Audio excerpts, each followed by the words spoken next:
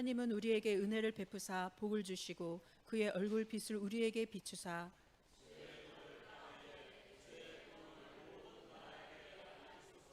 하나님이여 민족들이 주를 찬송하게 하시며 온 백성은 기쁘고 즐겁게 노래할지니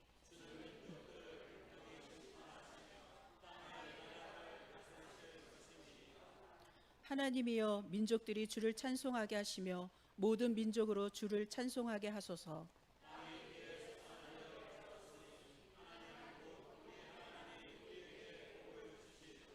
하나님이 우리에게 복을 주시리니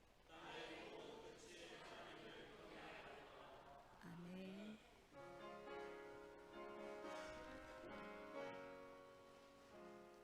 주 예수보다 더 귀한 곳은 없네. 이 세상 부귀와 바꿀 수 없네. 영주 글래듯이 돌아가신 그 놀라운 사랑 잊지 못해. 세상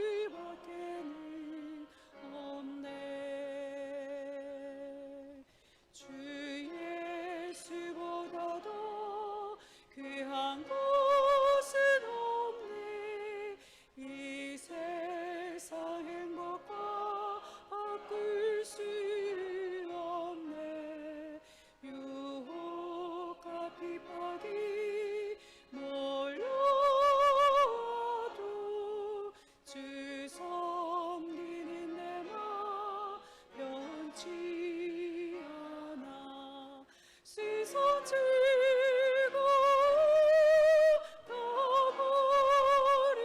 버리고 세상 자랑 다 버렸네. 주 예수보다 더 귀한 것은 없네. 예수밖에는 없네.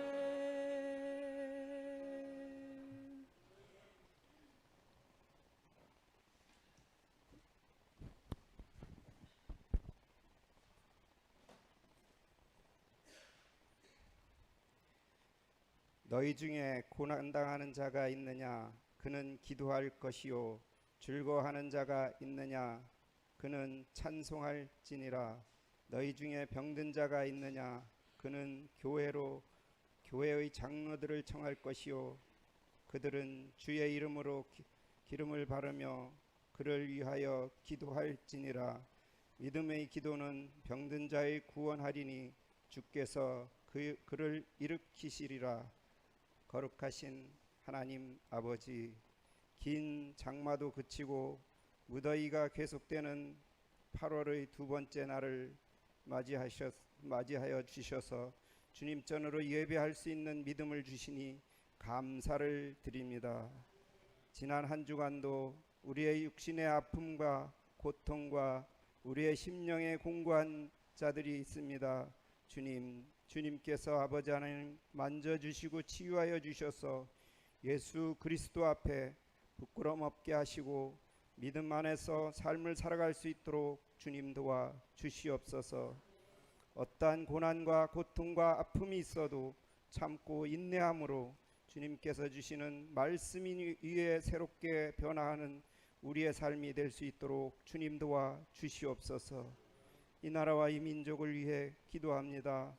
나라와 민족을 위해 세워주신 정치, 경제, 문화 모든 분야에 세워주신 위정자들, 하나님, 저들이 주님의 말씀을 바라보게 하시고 말씀 안에서 지혜를 찾고 그 믿음 안에서 능력을 잘 감당하여서 이 나라와 이 민족을 아낌없이 사랑하는 지도자들이 다 될 수 있도록 주님 도와 주시옵소서. 몸된 교회 이곳에 세워주신 지 50여 년의 세월이 지났지만 저희들은 아버지 하나님 이 자리를 채우지 못한 가운데 있습니다. 주님, 우리의 발걸음을 재촉하여 주셔서 우리가 아버지 하나님 주님 앞에 모든 영광을 돌릴 수 있도록 주님 시간 지켜주시고 인도하여 주시고 우리의 발걸음을 통하여서 예수 그리스도를 증거하는데 우리가 함께 할 수 있도록 주님 도와 주시옵소서. 아버지 하나님, 오늘 오후에 전도축제 발대식이 있습니다. 하나님, 우리가 교회를 위해서 날마다 헌신 봉사하게 하시고 날마다 기도함으로 몸된 교회가 날마다 성장해 나아갈 수 있도록 주님 도와 주시옵소서. 선교지를 위해 기도합니다. 아버지 하나님, 이역만리 참으로 언어가 다르고 문화가 다르지만 우리는 오직 예수 그리스도의 말씀 속에 힘입어 아버지의 뜻을 따라서 복음을 증거하오니 우리 모두가 하나가 되어서 함께 동참하고 함께 나눌 수 있는 믿음을 더하여 주시옵소서. 이 시간 아버지 하나님 종을 통하여서 말씀을 나눌 때에 아버지 그 말씀이 은혜가 되고 성령 충만한 삶으로 변화할 수 있도록 주님 도와 주시옵소서. 어떠한 시련과 아픔이 있어도 말씀 위에 바로 서는 우리 모든 성도가 되게 도와 주시옵소서. 교회에 봉사하는 손길이 있습니다. 아버지 하나님, 알게 모르게 이곳저곳에서 봉사하는 모든 손길 하나님께서 축복하시고 주님께서 동행하여 주셔서 놀라운 주의 역사가 나타날 수 있도록 주님 도와 주시옵소서. 임마누엘 찬양단에 찬양을 하나님께 올려드릴 때에 찬양을 받아 주시옵고 우리 모두가 함께 찬양할 수 있도록 주님 도와 주시옵소서. 오늘도 예배에 참석한 모든 믿음의 가정 하나님께서 축복하여 주시옵소서. 모든 것을 감사드리오며 주님 예수 그리스도의 이름으로 간절히 기도하옵나이다. 아멘.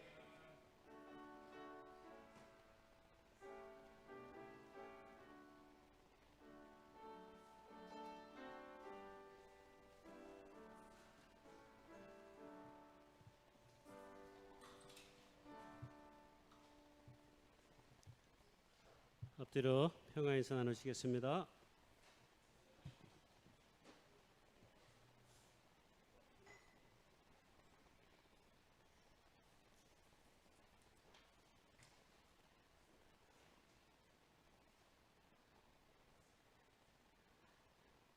오후에 전도 축제가 10월 첫째 주에 있습니다. 10월 첫째 주. 그래서 준비위원회 모임이 오늘부터 있을 예정이고요. 전도 축제 개막식은 8월 마지막 주에 있을 예정입니다. 우리가 해마다 하나님께 우리가 전도 축제로 영광을 돌리는데 이 한가족 전도 축제를 통해서 주님의 몸된 교회가 하나님이 우리에게 주신 사명들을 되짚어 볼 수 있는 그런 축복된 기회가 될 수 있었으면 좋겠습니다. 구역 미션 계속 잘 하고 계시는 걸로 알고 있는데요. 아직 안 하신 구역 있으시면 남은 기간 동안에 구역 미션 여름나기 행사들을 잘 치르실 수 있기를 바랍니다. 다음 주 남성교회 단합대회 있습니다. 여름이 끝나기 전에 이렇게 부서별로 조임 모임을 갖게 된 것을 기쁘게 생각합니다. 아무쪼록 모든 교회 안의 부서들 모임이 더 든든하게 세워져 갈 수 있는 축복된 기회가 될 수 있도록 모든 남성교회 회원분들은 함께 해주시는 그런 기회가 되었으면 좋겠습니다. 우리가 구역장 구역교사 여름 교육 실시하고 있는데요. 두 번째 교육 일정을 참고해 주시고 구역장님들 구역교사 되시는 분들 그 시간에 맞춰서 함께 교육 시간 갖도록 하겠습니다. 우리 권한아 권사님 교통사고를 조금 당했어요. 크게 당한 건 아니고요. 그냥 이렇게 서 있는데 뒤에서 박았어요. 그래서 봉고차가 박아가지고 인성병원에 지금 입원해 있는데 아마 내일이나 모레쯤 퇴원할 예정인데요. 아무쪼록 기도해 주시고 또 전화 주셔서 아무쪼록 빨리 교통사고라는 게 늘 며칠 지나고 나야 이렇게 또 많이 아플 때가 많아요. 그러니까 여러분의 많은 관심과 기도를 부탁드리겠습니다. 지난 그 수련회 때 우리가 그 세례식을 거행했습니다. 그래서 세례 증서를 오늘 드리는 시간인데 우리 세 분 우리 나와 주실래요? 우리 이미령 선생님, 그다음 우리 이강영 선생님, 이현숙 사님, 뭐 이렇게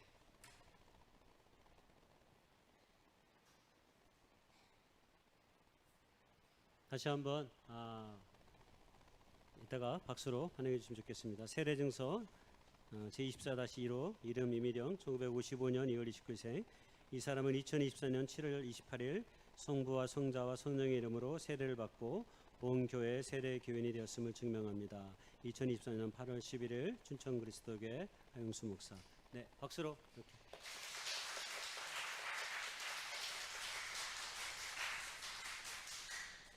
우리 세례 증서 24-2 이광영, 나머지는 이와 동문입니다.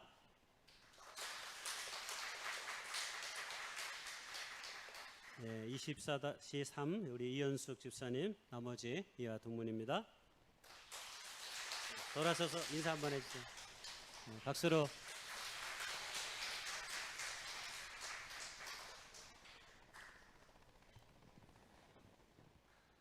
세례는 아무리 축하해도 모자람이 없습니다. 왜냐하면 하나님의 거룩한 나라의 백성이 되어서 주님의 몸된 교회에서 이제 우리가 더불어 한 생명을 가지고 이제 더불어 살아갈 수 있는 축복된 기회를 갖게 된 것이기 때문입니다. 그러니 서로의 삶에 책임 있는 존재로 우리 모두가 세례를 받은 분이나 또 이미 세례를 받아서 주님의 몸된 교회 식구된 모든 사람들이 그렇게 함께할 수 있는 마음으로 늘 세워질 수 있기를 주님의 이름으로 다시 한번 축복하고 소망합니다. 나머지 교회 자세한 일정들은 주보에 참여해 주시면 참고해 주시면 좋겠습니다. 주의 만찬 시간 갖도록 하겠습니다.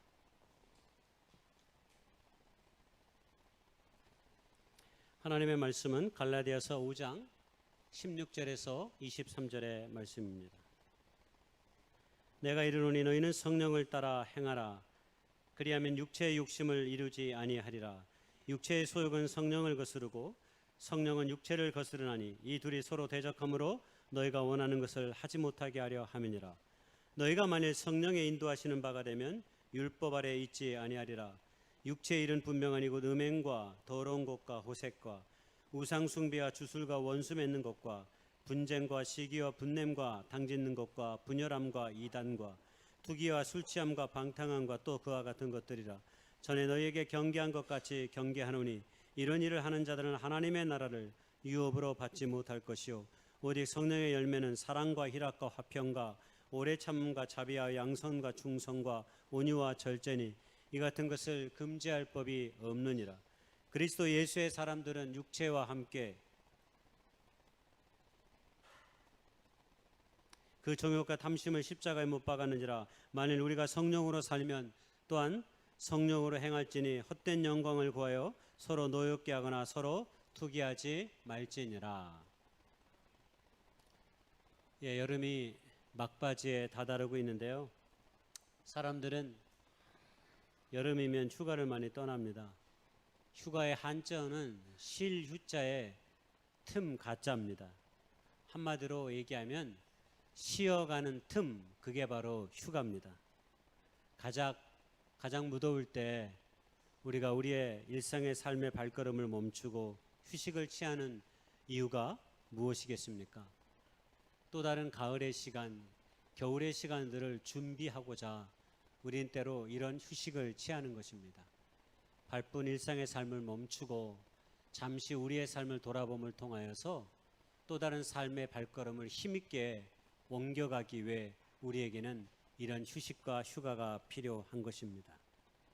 우리의 삶의 가장 큰 영적인 충전은 성령 안에서 우리가 살며 행하는 것입니다. 십자가가 우리의 죄를 대속하시기 위해 필요했던 것처럼 우리는 매주 이 떡과 이 잔을 대함을 통해서 우리의 삶의 발걸음을 하나님께서 우리에게 주신 생명의 은총을 기억하면서 힘들지라도 한 걸음도 옮겨갈 수 있는 다짐과 기회를 갖게 되는 것입니다. 여름이 끝나갈 쯤 다시 한번 이 떡과 이 잔을 통해서 우리에게 허락하신 예수 그리스도의 십자가의 은혜를 우리의 가슴에 새기고 삶이 어떠하든지 간에 우리에게 주어진 인생의 걸음을 힘있게 용기 있게 다시 한번 걸어갈 수 있는 아름다운 다짐이 이 시간을 통해 우리 모두에게 있어질 수 있기를 소망합니다. 우리가 떼려가는 이 떡은 예수님의 몸을 기념해서 우리가 함께 나누는 것입니다. 떡을 위한 분병의 기도를 드리겠습니다. 주님, 오늘도 성령의 빛 안에서 살아가는 하나님의 사람들인 저희들이 될 수 있도록 인도해 주시옵소서. 그래서 삶이 어떠하든지 간에 하나님의 거룩한 한 생명으로 이 땅에 서 있음을 기억하며 살아갈 수 있도록 인도해 주시옵소서. 예수님의 이름으로 감사하며 기도드렸사옵나이다. 아멘.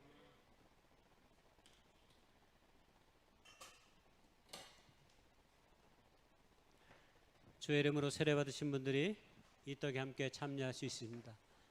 아직 세례 받지 못하신 분들이 때문에 이런 기회를 통해서 우리 주님을 믿음으로 고백하며 나아갈 수 있는 축복의 다짐의 시간이 되어질 수 있기를 간절히 소망합니다. 우리 묵상으로 우리 기도하며 함께 나아가길 원합니다.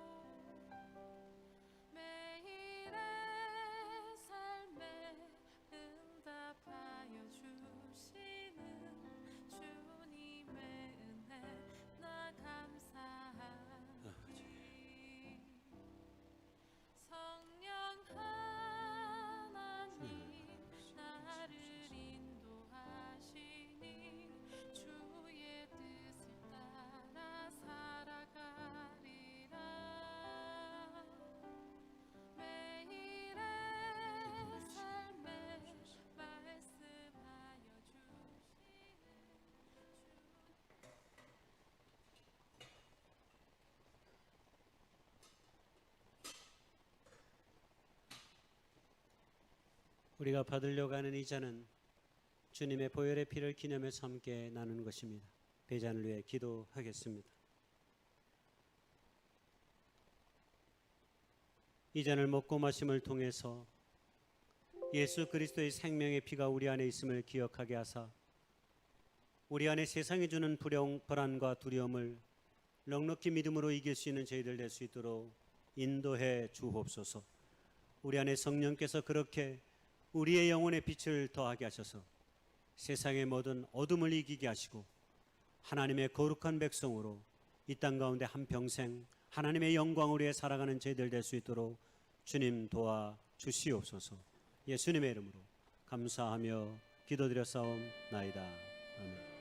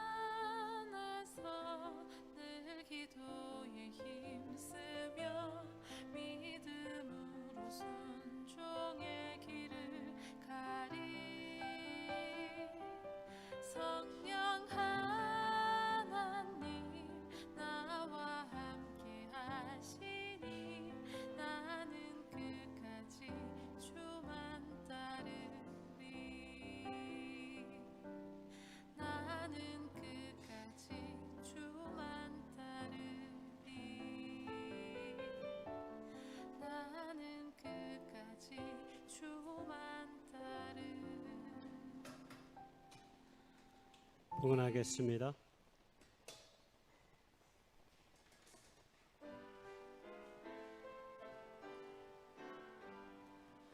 너희 생명 드리니 주여 받아 주셔서 세상 살아갈 동안 찬송하게 하소서. 손과 발을 드리니 주여 받아 주셔서 주의 이름 위하여 민첩하게 하소서. 나의 음성 들으니 주여 받아 주셔서 주의 진리 말씀만 전파하게 하소서. 나의 고와 드리니 주여 받아 주소서. 하늘나라 위하여 주 뜻대로 쓰소서. 나의 시간 드리니 주여 받아 주셔서 평생토록 주 위에 봉사하게 하소서.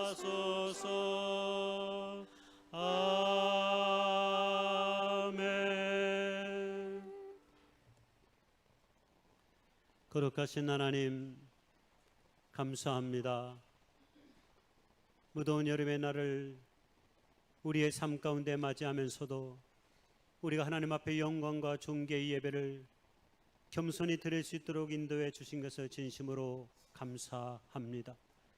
하나님을 예비함이 우리의 삶의 가장 큰 우선순위임을 알기에 오늘도 겸손히 무릎으로 우리가 주님 앞에 나왔사오니 하늘의 그 거룩한 영광이 우리의 삶 가운데 펼쳐질 수 있도록 주님, 저희들의 모든 삶을 책임져 주시옵시고 인도해 주시옵소서.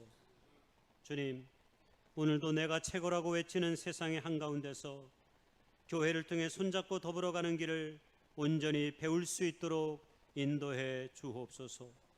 함께함이 축복이며 내일임을 깨달을 수 있도록 인도해 주옵소서. 이 길에 서 있는 동안 서로의 어깨에 지어진 짐을 질 수 있는 무게를 가능케 하시며 이 일의 소망을 위해 우리 마음의 일부를 서로를 위해 내려놓을 수 있도록 인도하옵소서. 주여, 오늘도 교회가 최고입니다를 외칠 수 있는 우리 사랑의 힘을 믿을 수 있도록 인도해 주옵소서. 십자가가 우리를 살리셨듯이 이제 우리의 나눔의 사랑이 세상을 살릴 수 있도록 인도해 주옵소서. 우리의 손을 펴서 드리는 이 모든 것들이 하나님의 영광을 드러내는 일이 되게 하시며 꿈꾸는 세상을 이루어가는 작은 기회가 될 수 있도록 주님 도와 주옵소서. 여러 가지 제목으로 온 마음으로 드려진 물질들이 그 이름에 걸맞게 복되게 쓰여지게 하시며 하나님의 마음을 시원케 하는 역사를 날마다 이루게 하는 몸된 교회가 될 수 있도록 우리 모두를 지키시고 인도해 주옵소서. 예수님의 이름으로 감사하며 축복하며 간절히 기도드렸사옵나이다. 아멘.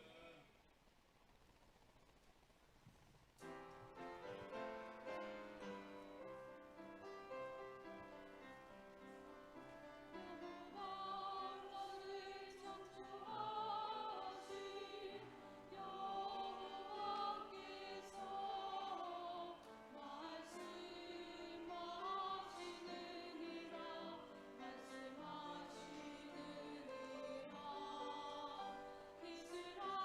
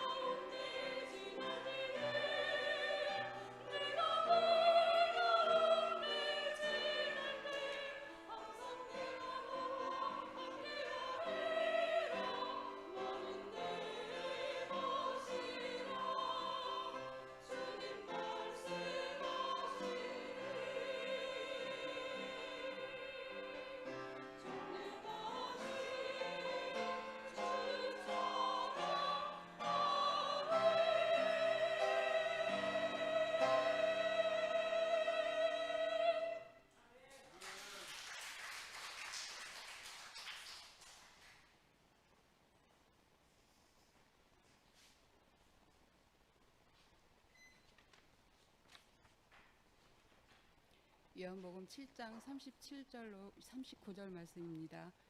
명절 끝날 곧 큰 날에 예수께서 서서 외쳐 이르시되 누구든지 목마르거든 내게 와서 마시라. 나를 믿는 자는 성경의 이름과 같이 그 배에서 생수의 강이 흘러나오리라 하시니 이는 그를 믿는 자들이 받을 성령을 가리켜 말씀하신 것이라. 예수께서 아직 영광을 받지 아니하셨으므로 성령이 아직 그들에게 계시지 아니하시더라. 에베소서 1장 11절로 14절 말씀입니다. 모든 일을 그의 뜻의 결정대로 일하시는 이의 계획을 따라 우리가 예정을 입어 그 안에 기업이 되었으니 이는 우리가 그리스도 안에서 전부터 바라던 그의 영광이 찬송되게 하려 하심이라. 그 안에서 너희도 진리의 말씀이 곧 너희 구원의 복음을 듣고 그 안에서 또한 믿어 약속의 성령으로 인치심을 받았으니 이는 우리 기업의 보증이 되사 그 얻으신 것이 성량하시고 그의 영광을 찬송하게 하려 하심이라. 오늘 성령 안에서의 쉼, 이런 말씀의 제목으로 하나님 말씀 나누기 원합니다.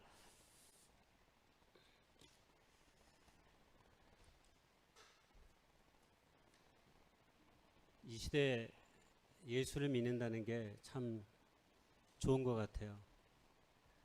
만약 조선시대에 우리가 만약 태어났다면 아마 예수를 믿고 교회를 다니는 것이 지금처럼 이렇게 기쁘고 즐겁지는 않았을 것입니다. 조선시대만 해도 유교 이데올로기가 조선의 이념이었기 때문에, 정치 이념이었기 때문에 하나님을 믿는 사람들이 많이 유배를 당하고 죽음을 당하기도 했기 때문입니다. 그런 의미 속에서 오늘 이 시간에 우리가 하나님을 예배할 수 있다는 것이 사실 우리는 늘 체감하지 못하지만 그것이 큰 은혜이다, 이런 생각이 조금 듭니다. 오늘 우리 시대가 또한 우리에게 큰 기쁨과 감사일 수 있는 이유 중에 하나는 우리가 조선의 시대와는 비교할 수 없는 엄청난 문명의 이기들을 우리가 이 땅 가운데서 누리며 살고 있기 때문입니다. 오늘날 우리 사회는 전자의 기기가 우리의 모든 삶을 지배하고 있다 해도 아마 과언이 아닌 것 같습니다. 예를 들어서 핸드폰은 젊은 세대에만 있는 게 아니라 모든 사람들이 갖고 있는 하나의 필수품이 되었습니다. 핸드폰이 없는 사람들을 보면 굉장히 국보나 보물처럼 느껴지는 때가 있죠. 왜냐하면 대부분의 사람들은 다 핸드폰 하나쯤은 갖고 있기 때문입니다. 저만 해도 제가 갖고 있는 거를 다 지금 사진에 띄워놨습니다. 노트북이 있습니다. 노트북은 제가 주로 설교를 준비할 때 사용합니다. 제 책상 위에 노트북이 있습니다. 예전에는 데스크탑이 있었는데 지금은 불편해서 노트북이 작고 책상 위에 올려놓기가 좋습니다. 그래서 노트북으로 주로 뭐 글을 쓴다거나 아니면은 설교를 준비한다거나 이런 일련의 과정 속에서 이 노트북이 주로 사용됩니다. 가운데 있는 거는 갤럭시 탭인데 이거는 제가 지금 쓰고 있는 겁니다. 수요일이나 그 다음에 새벽, 그 다음에 주일 아침이면 되면 제가 노트북에 있던 말씀을 이메일로 보내가지고 이 갤럭시 탭에서 다운을 받아가지고 제가 여기서 이 설교문을 중심으로 해서 말씀을 전하고 있는 그런 용도로 사용합니다. 그리고 수요일 날에는 이 갤럭시 탭을 이용해서 우리 지금 오디오가 오래돼 가지고 조금 안 돼요. 고장이 났어요. 그래서 지난번에 믹서는 갈았는데 오디오는 고장이 나서 안 갈아서 오디오가 안 돼요. 그래서 이 갤럭시 탭을 이용해서 블루투스 스피커로 우리가 기도할 때 기도의 음악을 제가 이 갤럭시 탭을 이용해서 우리가 듣고 있습니다. 뭐 나머지 하나는 핸드폰이기 때문에 핸드폰의 용도는 우리가 말하지 않아도 너무 잘 알고 있습니다. 요즘 친구 간에 가까운 사람들의 주고받는 의사소통의 도구로 핸드폰만큼 좋은 것이 없습니다. 그리고 또 자기가 경험한 일들이나 자기가 방문했던 장소를 사진으로 찍어서 소셜 네트워크 서비스, 예를 들어 인스타그램이나 페이스북에 올려놓고 어떤 삶의 일상을 내가 보내는지를 이렇게 사람들에게 보여주기도 합니다. 그리고 우리의 많은 사람들은 그것을 보고 때로 공감의 표시도 하고 부럽다는 얘기도 하면서 서로가 삶의 일상소통의 교환이 이루어지고 있는 것이 저런 기계들을 통해서 사이버상에서 다 이루어지고 있습니다. 이전의 시대에 비하면 얼마나 우리가 행복하고 즐거운 삶의 일상을 살아가는지 모르겠습니다. 요즘은 혼자 있어도 결코 시간이 금방 갈 수 있는 핸드폰이 있어가지고 요즘 사람들은 어디 가도 다 혼자서 핸드폰 보고 있어요. 여러분, 공항에 한번 커피숍에 제가 간 적이 있었는데, 공항 커피숍에 갔는데 사람들이 다 마주보면서 이야기하는 사람이 거의 없었습니다. 다 뭐하고 있었냐면 다 자기 핸드폰을 하면서 커피를 마시고 있었어요. 같이 커피를 마시러 왔는데 커피를 마시러 얘기하는 시간은 잠깐이고 나머지는 다 자기 핸드폰을 바라보면서 비행기 탈 시간을 기다리고 있는 거죠. 여러분, 이것이 오늘 우리가 경험하는 일상입니다. 음악을 듣기도 하고 핸드폰을 통해서 좋은 영화를 보기도 합니다. 얼마나 많은 일상의 사소한 일의 기쁨과 소망을 우리에게 때로 이 핸드폰과 이 전자기기가 주는지 모르겠습니다. 그런데 이 우리의 일상의 삶을 대표하고 함께하는 이 전자기기에 가장 치명적인 약점이 하나 있습니다. 뭘까요? 충전을 해야 된다는 겁니다. 충전을. 모든 전자기기는 충전을 해야 됩니다. 핸드폰도, 갤럭시 탭도, 노트북도 충전을 하지 않으면 지속적으로 사용할 수가 없습니다. 반드시 모든 핸드폰이나 모든 노트북이나 갤럭시 탭은 일정 정도의 시간, 길면 2, 3일, 작으면 하루가 지나지 않아서 핸드폰이 에너지가 쉽게 말하면 다 방전이 됩니다. 그래서 이런 전자기기들은 반드시 충전을 해야 내가 누리고 싶은 삶의 일상의 행복을 누릴 수 있는 그런 기회를 갖게 됩니다. 충전 말고 또 하나 필요한 게 있는데 그게 업데이트입니다. 노트북이나 갤럭시 탭이나 핸드폰에 반드시 사고 나서 얼마 지나지 않으면 업데이트를 하겠습니까? 라고 묻습니다. 그 얘기는 뭐냐면 내가 갖고 있는 이 전자기기가 좀 더 다양한 기능이 확장되어졌고 당신이 좀 더 많은 기능을 사용해서 좀 더 많은 혜택을 누릴 수 있습니다 라고 말해주는 거예요. 그러니까 업데이트를 거절하면 안 돼요. 반드시 업데이트에 예스를 해야 됩니다. 그래야 자기가 갖고 있는 핸드폰, 자기가 갖고 있는 노트북, 자기가 갖고 있는 갤럭시 탭을 좀 더 풍성한 기능을 가지고 더 복되게 사용할 수 있는 도구가 될 수 있는 것입니다. 그래서 어쩌면 이런 일상의 전자기기가 우리의 모든 일상의 삶을 지배하고 우리와 함께 하는 거죠. 그래서 만약 저 가지고 있는 것 중에 어느 하나가 조금 문제가 생기면 우리의 일상의 삶에 어려움을 갖게 하기도 합니다. 제가 얼마 전에 경험했던 것입니다. 제가 핸드폰이 새로 구입을 했어요. 새로 구입을 했는데 새로 구입을 했으니까 이전에 있는 핸드폰에서 내 컴퓨터로 다 모든 정보와 데이터를 옮겨야 합니다. 옮겨야. 네, 삼성 스마트에서 그 모든 일들을 블루투스로 다 처리해 줍니다. 핸드폰 2개를 놔두고 클릭만 하면, 앱을 클릭만 하면 여기 있던 정보가 다 여기로 갑니다. 그래서 그런 작업을 거치고 나서 카카오 계정을 했는데 카카오 계정만이 잘 안 됐습니다. 그래서 카카오 계정에 등록하려고 하기 전에 이미 핸드폰을 바꾸는 바람에 계정을 잘못 입력하는 바람에 내가 이미 카카오 계정, 카카오톡에 가입된 모든 단체방에서 제 이름이 사라져 버렸습니다. 내 의지와 상관없이 말입니다. 그래서 이게 뭐가 잘못됐구나. 그래서 지금도 그 카카오 계정에 잘못된 계정으로 등록되어 있어요. 노트북과 이 갤럭시 탭에는 복구가 됐는데 핸드폰에서는 복구가 안 됐어요. 어떤 일이 벌어졌냐면 제가 카카오톡의 단체방에 제 이름이 많이 있잖아요. 여러분들도 많이 있을 거예요. 그 중에 하나가 우리 효자 3동 주민자치위원회 방입니다. 제가 이 지역사회와 함께 가는 교회를 꿈꾸기 위해서 제가 이 효자 3동의 주민자치위원입니다. 그 카톡방에 있는데 제가 거기서 나온 거를 미처 생각을 못했어요. 왜냐하면 제가 다 기억을 못하니까. 중요하게 생각되어지는 단체방, 제일 먼저는 교회 우리 제가 섬기고 있는 은혜구역의 방에 저를 초대해 주십시오라고 구역장님에게 얘기했어요. 그리고 또 우리 교회에 어떤 다양한 단체방에 제가 나가져 있으니까 좀 들어오게 해주시오라고 요청을 했어요. 그런데 제가 효자 삼동 주민자치위원회 이 카톡방에 떨어져 나간 걸 모르고 지난주에 효자 삼동 주민센터 공무원이 전화를 했어요. 목사님, 화요일 날 모임이 있습니다.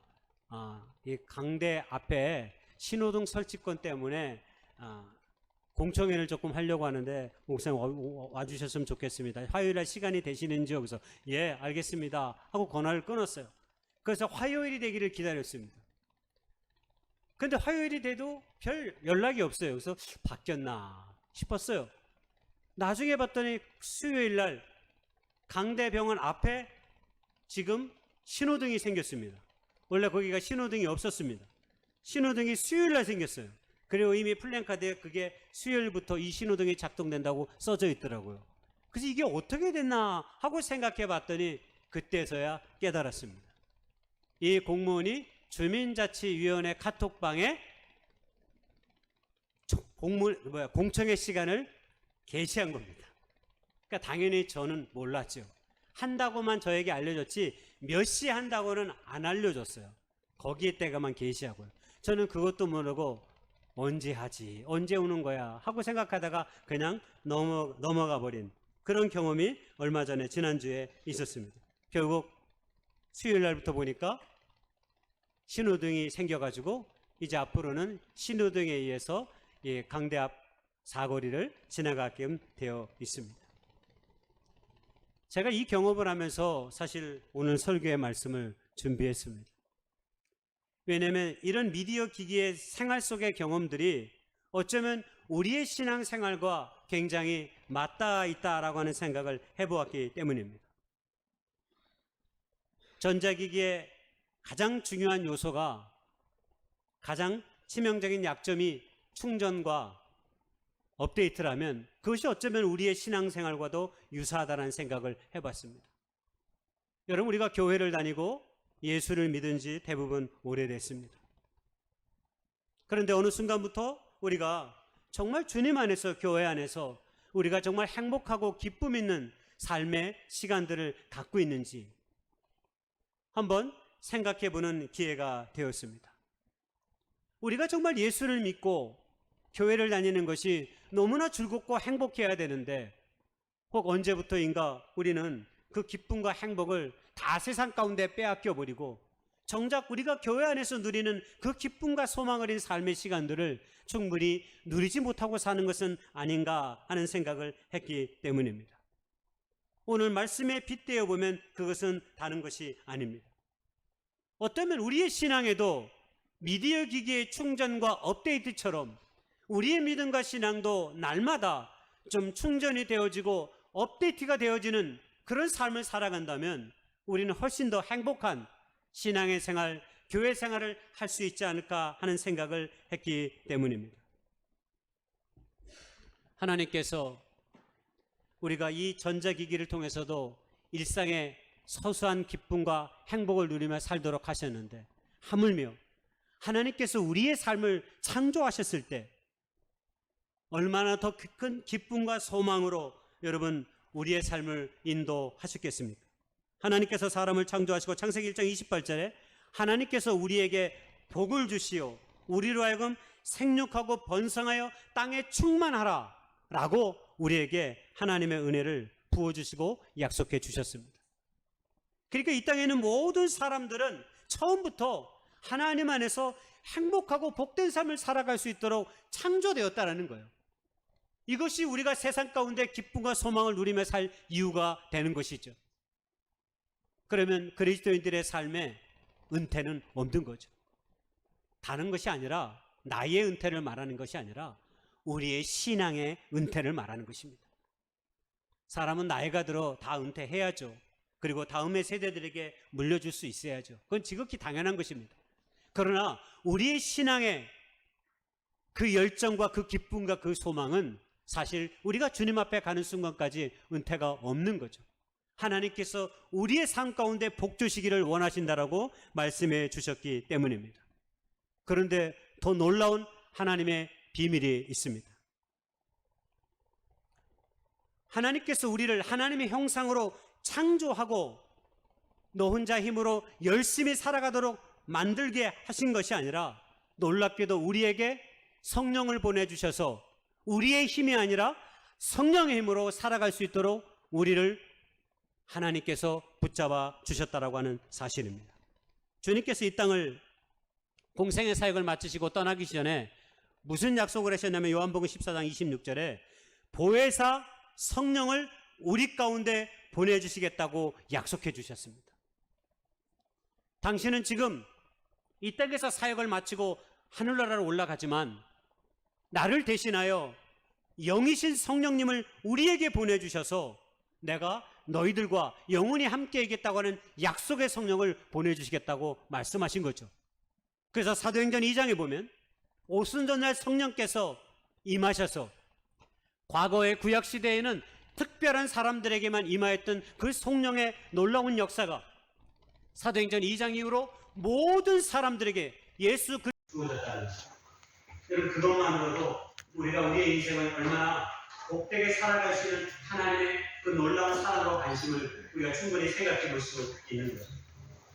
그렇게 모든 믿는 자들에게 함께 하시지만 때로 그 성령님의 놀라운 임재하심을 우리가 늘 경험하며 사는 것이 아닙니다. 왜 그럴까요?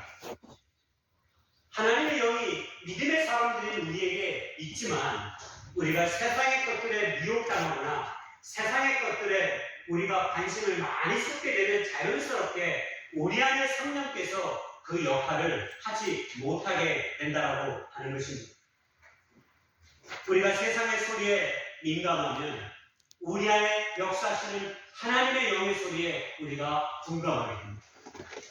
세상의 소리에 우리가 마음을 빼앗겨 버리면 우리 안에 역사하시는 하나님의 영이 하나님의 목소리로 우리 가운데 다가올 수 없게 된다라고 하는 것입니다. 여러분, 가톨릭에 피정이라는 것이 있습니다. 피정. 피정이라는 말이 원래 픽티입니다. 영어로 물러남입니다. 물러남. 영어로 물러남이라고 하는데 이 캐톨릭에서는 우리가 흔히 대신교에서 하는 여름 수련회와 비슷한 거죠. 바쁜 일상의 삶을 멈추고 자연에 들어가서 고요함을 느끼면서 생활하는 거예요. 그래서 이 피정의 한 방법이 침묵입니다. 침묵. 그래서 피정 가운데 있는 사람들은 반드시 침묵하는 법을 이 피정의 시간에 배웁니다. 자연 속에 자신의 삶을 맡기고 하루 종일 아무 말도 하지 아니하고 그 시간을 보냅니다. 침묵하면서 묵상함으로 하루를 보내다 보면 여러 가지 잡생각들이 처음에는 아재랑이처럼 피어오르지만 조금만 시간이 지나고 나면 우리 안에 내면의 깊은 평화가 하나님 안에서 우리 안에 찾아지게 됩니다. 제가 서공회대학교에서 공부할 때 영성수련 그 세미나 시간이 있었는데 그 영성수련 세미나 시간에 걷는 기도 이런 시간을 제가 배운 적이 있습니다. 걷는 기도. 그러니까 보통 걷는 기도라고 하는 것은 우리가 흔히 스페인의 그 산티아고 순례길, 제가 버킷리스트에 잡아놨긴 했는데 갈지 안 갈지는 모르겠습니다. 시간이 워낙 많이 걸려서 스페인 이 산티아고 길을 걷는 이 순례의 길을 흔히 걷는 기도의 하나의 표상이다 이렇게 생각하는데요.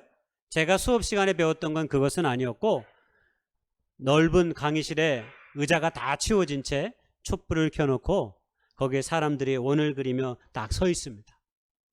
그리고 촛불 주변에 꽃잎을 많이 뿌려놨어요. 그리고 나서 모든 사람들이 함께 처음에는 손을 잡고 원을 그리며 움직입니다. 그리고 멈춥니다. 그리고 앞으로 갔다 뒤로 나아갔다. 그리고 때로 손을 하늘로 펴기도 하고 밑으로 내리기도 합니다. 이런 것들을 반복적으로 하면서 아무 말도 하지 않냐고 한 3, 40분을 그렇게 하니까 처음에는 좀 어색했다가 나중에는 이거 굉장히 특별한 의미 있는 시간으로 제게 다가왔던 그 경험이 있습니다.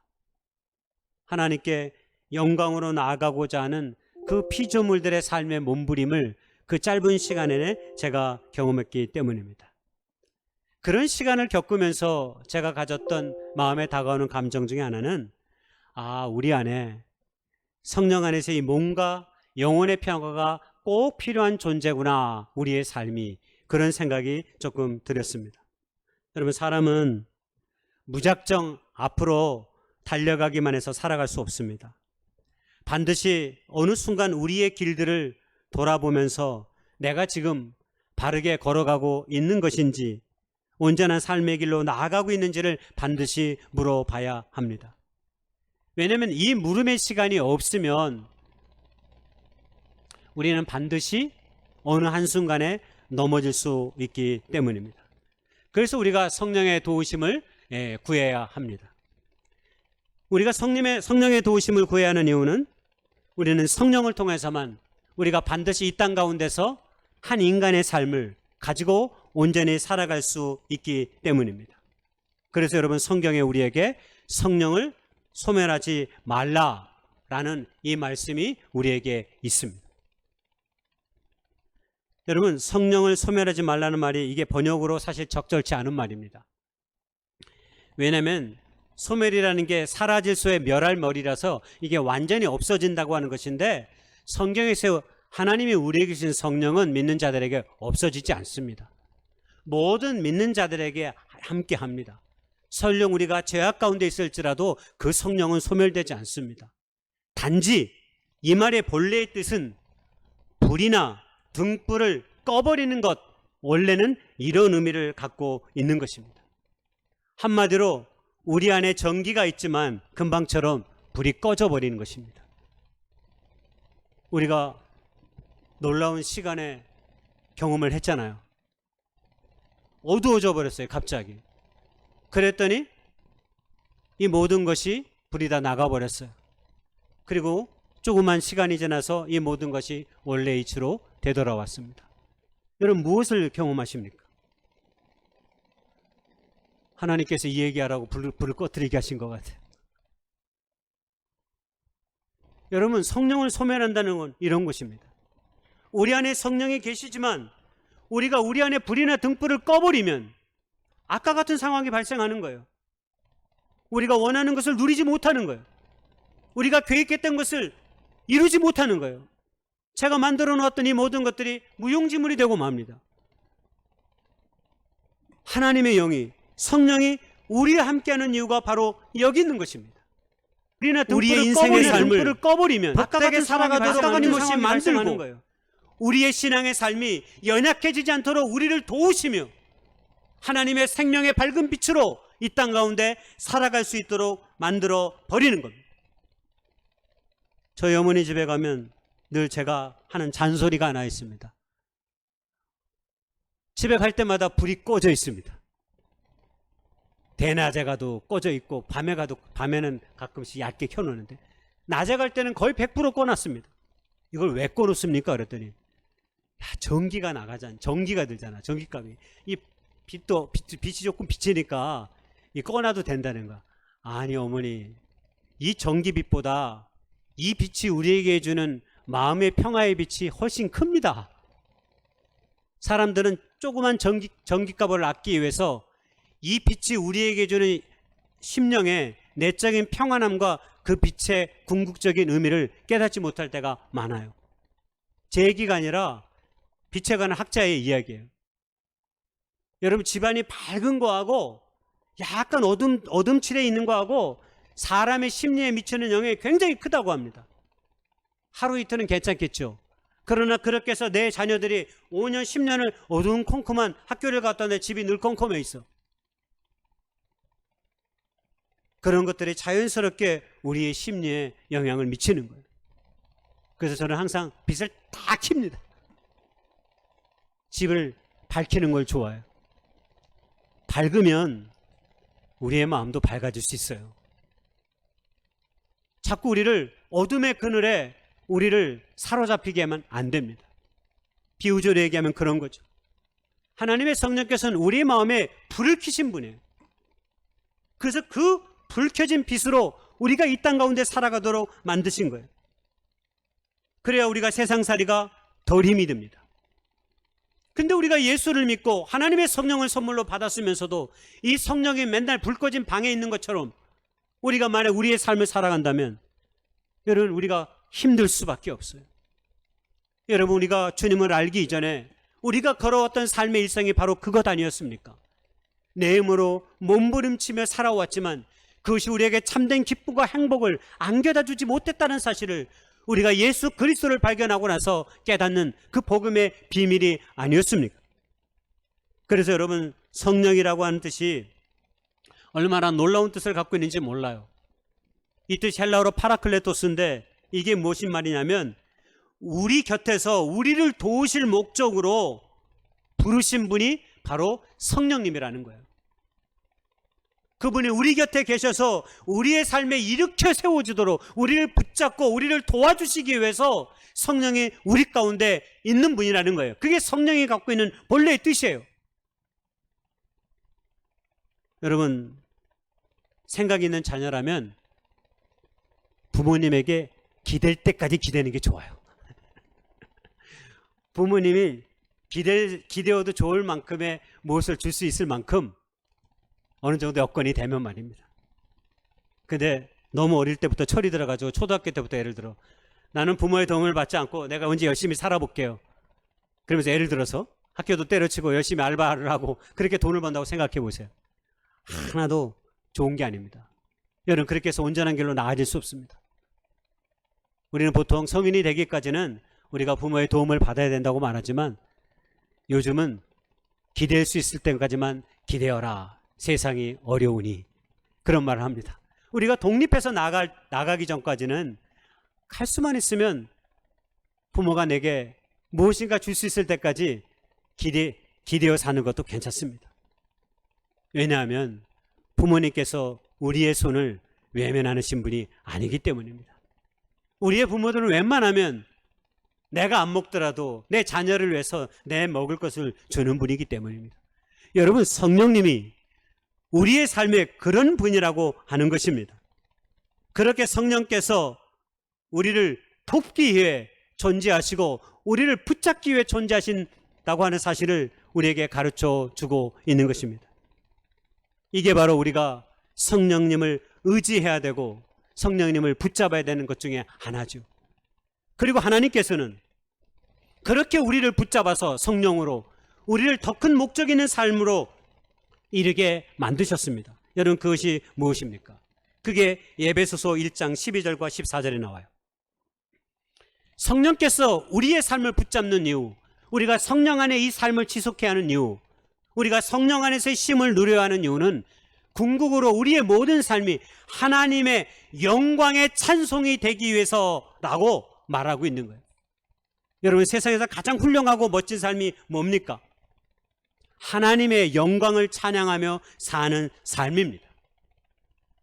여러분 우리가 흔히 어떤 사람이 참 멋있다고 얘기하고 어떤 사람의 삶을 막 칭찬합니다. 야, 참 너무나 멋진 삶을 살아. 너무나 영광스러운 삶을 살아. 그리고 또 어떤 사람은 굉장히 존귀한 삶을 살 수 있을 만큼 사람들에게 어떤 찬사를 받는 사람들이 많이 있습니다. 여러분 우리가 흔히 어떤 사람이 존귀한 삶입니까? 그 마음이 큰 사람들을 그렇게 말해요. 그 마음에 큰 뜻과 큰 마음으로 삶을 사는 사람들을 우리가 존경하고 존귀한 자라고 생각합니다. 예를 들어서 나보다는 늘 다른 사람을 위해서 헌신하고 봉사하는 사람을 우리가 때로 칭찬할 때가 많습니다. 멋진 사람이라고요. 그리고 한 걸음 더 나아가 나라와 민족을 위해서 사는 사람을 우리가 또 뭐라고 얘기하냐면 애국자라고 말합니다. 왜? 나라와 민족을 위해서 자신의 생명을 초계같이 버릴 수 있는 용기 있는 삶을 선택한 사람들이기 때문에 우리가 이런 사람들을 존경합니다. 그러면 그 사람 마음에 창조주 하나님을 마음에 모시고 모든 이 땅에 주어진 모든 것들을 창조하신 그 하나님, 그리고 우리의 삶과 우리의 역사를 주관하신 그 하나님, 그 하나님을 모시고 그 그 하나님의 영광과 그 뜻을 위해 산다는 것, 여러분 그것이 얼마나 존귀한 일이 되는 것입니까? 왜냐하면 세상에 그 어떤 것도 하나님보다 더 큰 이는 없기 때문입니다. 여러분, 왜 우리가 하나님 안에서 존귀한 자들인 것입니까? 우리의 배움, 우리의 직업, 우리의 나이, 우리의 고향, 우리의 성품과 상관없이 그리스도 예수 안에서 거듭난 하나님의 모든 백성은 우리에게 존귀한 자라고 말합니다. 왜? 우리가 하나님의 거룩한 백성이 되었기 때문입니다. 여러분은 지금 존귀한 자의 옆 사람의 얼굴을 보고 있는 것입니다. 바라보세요. 존귀한 자로 지금 내 옆에 서 있습니까? 여러분, 존귀한 분입니다. 당신은 하나님 안에서 존귀한 하나님의 백성됨을 여러분 축복해 줄 수 있기를 소망합니다. 여러분, 우리가 다 존귀한 자들입니다. 세상에 아무리 우리를 폄하해도, 세상은 우리를 자꾸 갈라치게 해도, 세상은 자꾸 우리가 이룬 어떤 업적과 성취로 우리의 삶을 자꾸 평가하고 재단해도 이미 우리는 하나님 안에서 거룩한 백성들임을 기억할 수 있기를 소망합니다. 근데 이 말씀을 읽다 보면 굉장히 의미 있는 구절이 있어요. 뭐라고 되어 있냐면, 하나님께서 우리를 성령 안에서 기업으로 삼으셨고 하나님의 영광을 찬송하게 하려 하셨다 그랬어요. 진행형이에요. 진행형. 하나님께서 우리를 부르신 목적과 그 뜻과 그 의미가 아직 끝나지 않았다는 거예요. 우리를 통해서 그 하나님의 영광을 찬양하며 살도록 하게 하셨다라고 말씀하고 있는 거예요. 여러분, 그거 하기 위해서 성령을 하나님께서 우리에게 주신 거예요. 성령님이 오늘 궁극적으로 우리 가운데 함께 하시는 것은 우리가 하나님의 거룩한 기업이 되고 하나님의 영광의 이름을 찬양하도록 하시기 위해서 여러분 성령께서 우리 가운데 임재하시는 것임을 여러분 믿을 수 있기를 주의 이름으로 소망합니다. 한마디로 얘기하면 우리가 세상에 억눌리는 무거움과 짐 때문에 우리의 삶이 방전당하지 아니하고 끊임없이 성령께서 우리에게 충전되어지고 업데이트함을 통해서 우리의 삶을 끊임없이 앞으로 나아가도록, 세상이 주는 환경과 상황에 굴하지 아니하고 나아가도록 만들게 하는 분으로 우리에게 주님께서 하나님의 영 성령을 주셨다라고 하는 것입니다. 성령께서 이렇게 자신의 존재됨을 크게 두 가지로 우리에게 드러내셨어요. 첫 번째로는 우리 안에 생수의 강이 흐르는 그 생수의 근원이 되시는 분으로 우리에게 오셨다라고 말씀했기 때문입니다. 여러분, 우리가 성령을 헬라어로 퓨누마라고 그러는데 이게 다양한 이름으로 해석되어집니다. 물, 바람, 공기, 호흡 뭐 이런 것들로 다 표현되어지는데 요한복음의 저자는 뭐라고 얘기했냐면 우리를 생수의 강이라고 그랬어요. 생수의 강. 여러분, 생명의 근원이 어디서 납니까? 물에서 납니다. 물. 여러분, 우리가 춘천에 이 소양강 댐이 없으면 어떤 날 우리가 나쁜 마음을 막 먹어가지고 소양강 댐에 물을 흐르지 않게 막아버려요. 그럼 어떤 일이 벌어질까요? 저 수도권에 있는 사람부터 시작해서 난리가 날 거예요. 난리 아니 난리가 날 거예요. 빨리 문을 열어라. 개방해라. 물이 흐르도록 해라. 매일처럼 씻을 수 있는 게 이것도 큰 은혜가 됩니다. 우리가 선교지 가면 씻을 수 있고 화장실을 갈 수 있다는 게 얼마나 큰 은혜인지 우리가 경험하게 되잖아요. 우리가 늘 일상적으로 주어져 있으니까 우리가 모를 때가 많아요. 그래서 여러분 한번 기억해 보세요. 이 여름에 우리가 열심히 운동을 했어. 그러면 어떤 게 일어났냐면 우리 안에 탈수 현상이 일어나가지고 물을 찾게 돼 있습니다. 여러분, 그럴 때 물을 한 모금만 마셔도 얼마나 우리 안에 기갈이 해소되는지 몰라요. 여러분, 성령께서 우리 가운데 그렇게 함께 하신다는 거예요. 우리의 답답하고 우리의 갑갑한 이 영혼의 목마름을, 이 육신의 목마름을 해갈시켜주는 생수의 근원으로 성령님께서 우리와 함께 있다라고 말씀하시는 거예요. 여러분, 우리의 육신의 몸에도 3분의 2가 물입니다. 3분의 2가 물이에요. 우리의 몸만 그래요? 하나님이 창조하신 이 지구도 마찬가지입니다. 해양, 강, 호수, 얼음 등 여러분 표면의 70% 이상을 여러분 물로 덮여지고 있습니다. 한마디로 지구의 생존의 근원, 인간의 생명의 모든 근원이 여러분 물인 거예요. 성령님이 바로 그 생수의 근원으로 우리에게 오셨다라고 하는 것입니다. 여러분 38절에 이 생수의 강이 흘러나온다는 것을 유진 피터스 메시지 성경에 보면 그 깊은 곳에서 생수의 강이 넘쳐 흐를 것입니다. 여기서는 뭐라고 얘기하냐면 배에서 이렇게 나와 있는데요. 본래 깊은 뜻은 깊은 곳, 우리 안에 깊은 곳에서 성령이 생수의 강처럼 흐르게 한다라고 38절에 이 생수의 강이 흘러나온다는 유진 피터스 메시지 부정적인 어떤 감정들이 있어요. 우리가 세상이 우리에게 주는 두려움이 있어요. 어떤 목마름이 있어요. 스트레스가 있어요. 여러분 이것들 때문에 우리의 삶이 고달파집니다. 근데 우리 깊은 곳에 성령이 생수가 강처럼 흐르게 되면 여러분 우리 안에 찾아오는 감정이 뭘까요? 기쁜 평안과 안식인 것입니다. 그러므로 우리가 만약 세상 가운데 두려움에 떨고 있다면 그건 우리 안에 성령께서 지금 잠자고 있다라고 생각하시고 성령의 도우심을 힘입어 얻기 위해서 더욱더 나아갈 수 있는 그 발돋움이 저 여러분에게 있어질 수 있기를 소망합니다. 마지막 두 번째로 에베소서 1장 16절에 성령께서 우리 가운데 함께 하시는 이유는 너희 속사람을 능력으로 강건하게 하시기 위해서다라고 말씀했습니다. 그렇습니다. 우리의 속사람을 능력으로 강건하게 하시다. 여러분 우리가 사도행전을 보면 교회의 역사가 나와요. 그리고 사도들의 발자취가 나와요. 그래서 우리가 이 사도행전을 다른 말로 얘기하면 성령의 행정이다 이렇게 말합니다. 왜? 오순절날 성령의 역사를 경험한 하나님의 제자들이, 주님의 제자들이 이전의 제자들과는 완전히 변화된 삶으로 살아가는 것을 우리가 목격하기 때문입니다. 그것은 그들의 속사람이 강건하여졌기 때문입니다. 여러분 제자들의 문제는 그들의 속사람이 연약한 데 있었습니다. 그래서 깨닫기에 둔하고 잘 믿지 못했습니다. 심지어는 그들의 두려움과 그들의 염려가 예수님이 십자가의 길을 걸어가자 그들이 다 도망가는 모습으로 나타났어요. 한마디로 육신의 주님이 그들 곁에 계실 때에도 여러분 그들의 속사람의 문제가 해결되지 않았어요. 근데 성령께서 오시니까 그들 안에 성령이 들어오시니까 그들의 속사람이 변화가 됐습니다. 그들의 속사람이 변화가 됐어요. 어떻게 변화됐어요? 죽음의 위협 앞에서도 굴하지 않게 됐습니다. 아니 십자가에 죽임을 당하는 예수님을 보고 도망쳤던 베드로와 야고보, 요한의 많은 제자들이 죽으면 죽으리라면서 백투더 예루살렘으로 돌아왔어요. 그리고 나서 예수님을 증언합니다. 핍박과 고난 속에서도 무너지지 않는 강인한 속사람의 능력을 보여주고 있는 것이죠. 여러분 사람의 문제는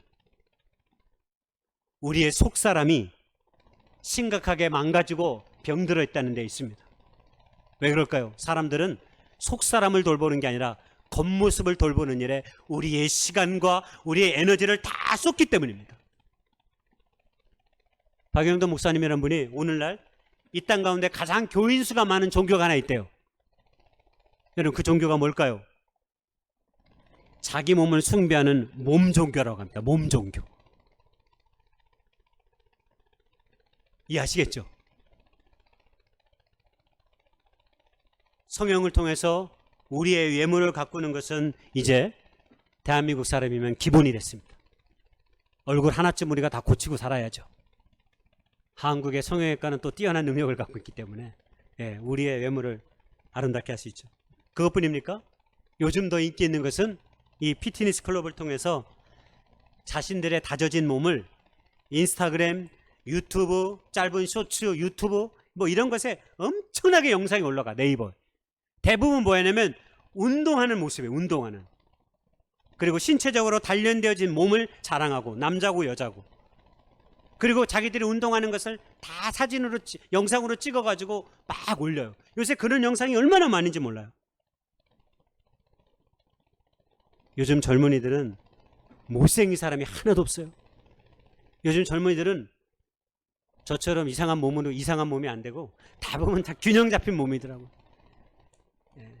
우리 어르신들처럼 이상한 몸이 아니고 다 균형 잡힌 몸이야.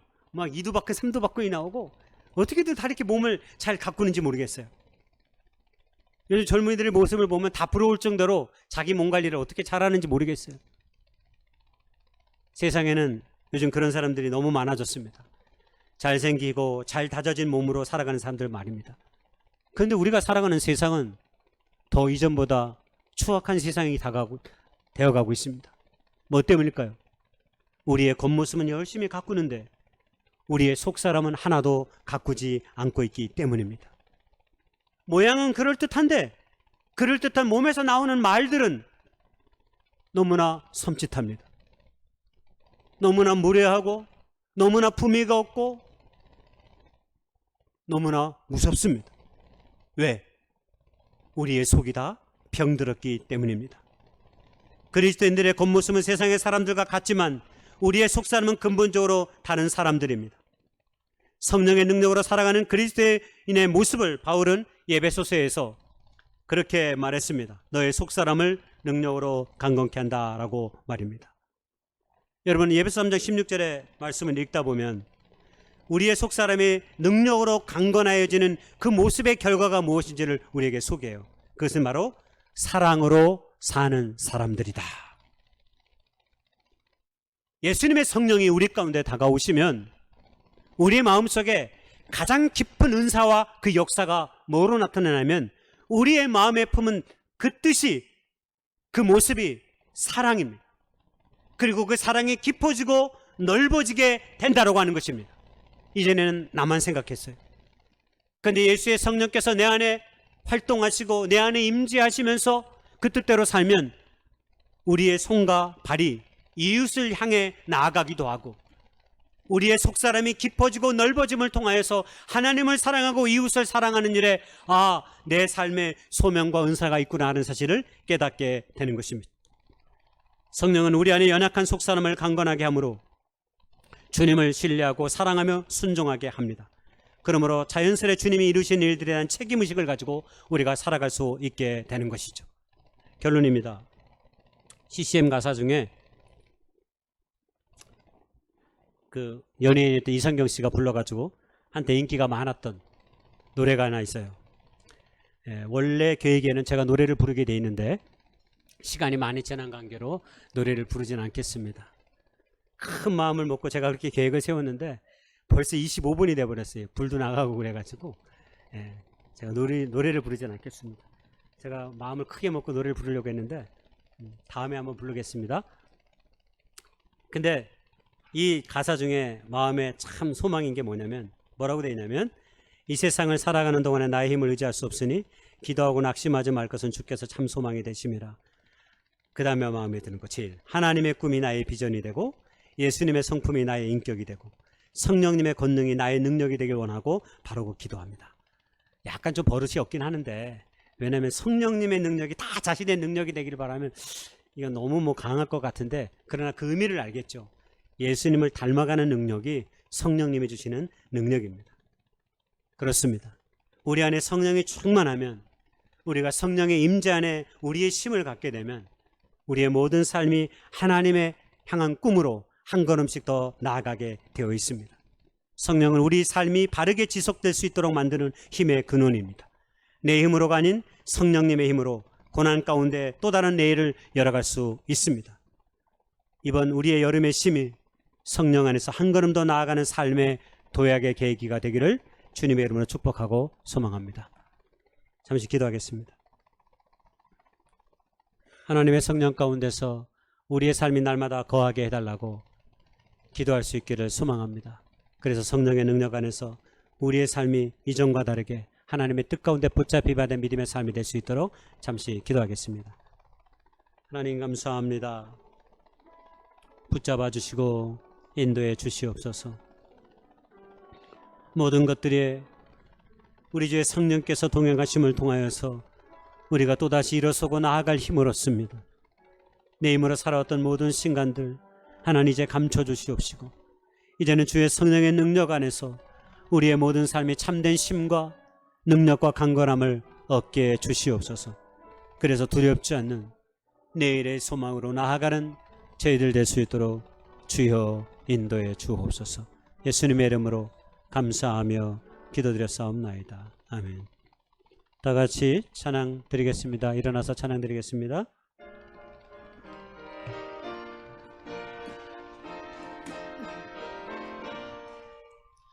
빈들의 마른 풀같이 시들은 나의 영혼, 주님이 약속한 성령 간절히 기다리네.